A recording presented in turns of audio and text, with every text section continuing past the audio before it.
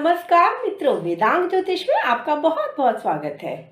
सनातन धर्म में संख्या 108 का बहुत महत्व है। क्यों हम 108 की संख्या को शुभ मानते हैं? क्यों हर मंत्र को अगर सिद्ध करना है तो प्रतिदिन 108 बार उसका जाप करना चाहिए? क्यों हमारी माला में जो जाप की माला होती है उसमें 108 ही मन के होते हैं? तो आइए जानते हैं 8 मुख्य रीजंस को जो इस संख्या को शुभ बनाते हैं, और इसके पीछे एक बहुत ही जेन्युइन लॉजिक है। क्या आप जानते हैं कि सूर्य और पृथ्वी के बीच की का दूरी जो है वह 149.09 मिलियन किलोमीटर है, और सूर्य का डायमीटर यानी सूर्य का व्यास वह है 1.39 मिलियन किलोमीटर।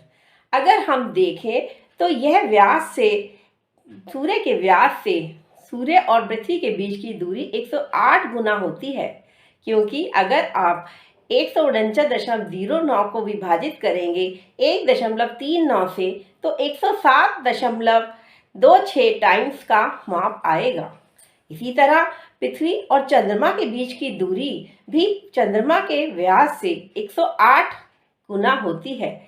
तो सूर्य और चंद्रमा, जिनको वैदिक ज्योतिष में ल्यूमिनरीज कहा गया है, माता और पिता से जोड़ा गया है, इसलिए उनके बीच का यह जो दूरी है और उसका माप हमें 108 गुना किसी भी मंत्र को करने के लिए कहता है। चंद्रमा और पृथ्वी के बीच की दूरी है 3,84,400 किलोमीटर और चंद्रमा का व्यास है 3,475 किलोमीटर।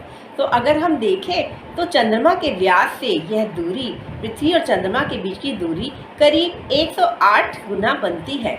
इसीलिए 108 की संख्या बहुत ही शुभ मानी गई है।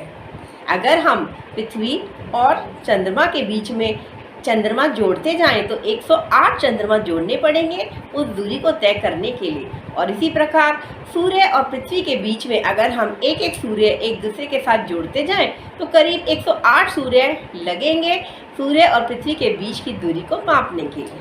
जीवात्मा से परमात्मा तक की जो यात्रा है वह आदि से अनंत तक की यात्रा है, और आदि यानी आरंभ है पहली संख्या 1, बीच में है 0 और फिर 8 जो कि इन्फिनिटी को भी दर्शाता है। तो आदि से अनंत यानी 108 की संख्या आदि से अनंत की यात्रा को संबोधित करती है, और इसीलिए 108 की संख्या सनातन धर्म में बहुत ही शुभ बताई गई है। इसी के साथ हमारे उपनिषदों के बारे में हम जाने तो 108 उपनिषद हैं, जिसमें आत्मा और परमात्मा का गूढ़ ज्ञान दिया गया है काफ़ी सरल शब्दों में। इसी तरह वैदिक ज्योतिष को अगर हम देखें तो हमारे पास 12 राशियां होती हैं, 12 घर होते हैं कुंडली में, और 9 ग्रह उन घरों में या उन 12 राशियों में विराजते हैं। तो 12 को अगर हम 9 से गुणा करेंगे तो गुणनफल बनता है 108। वैदिक ज्योतिष में 27 नक्षत्रों के बारे में कहा गया है। हर नक्षत्र के 4 चरण होते हैं। अगर हम 27 को 4 से गुणा करें तो गुणनफल आता है 108।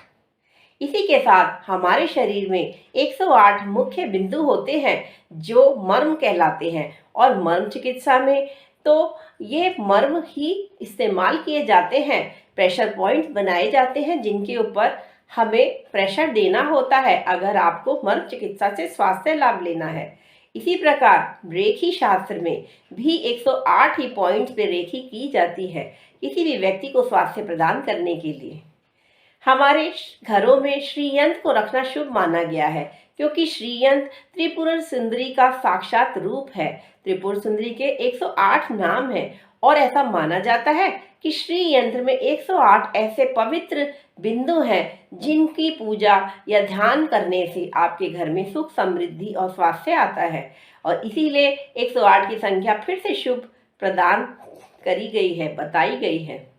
इसी तरह कहा गया है कि आत्मा के मृत्यु के यानी शरीर की मृत्यु के बाद आत्मा के 108 पड़ाव होते हैं अगले जन्म में जाने के लिए, अगला शरीर धारण करने के लिए।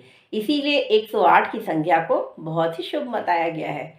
तो ये थे 8 मुख्य रीजंस जिनके कारण हमारे सनातन धर्म में 108 की संख्या को बहुत ही शुभ बताया गया है। आप भी अगर चाहें तो प्रतिदिन किसी एक मंत्र का 108 बार प्रतिदिन जाप करें तो आपको आपके घर में सुख समृद्धि आएगी, आपका कंसंट्रेशन बढ़ेगा और साथ ही आपके घर में लक्ष्मी और सरस्वती की कृपा भी होगी। धन्यवाद।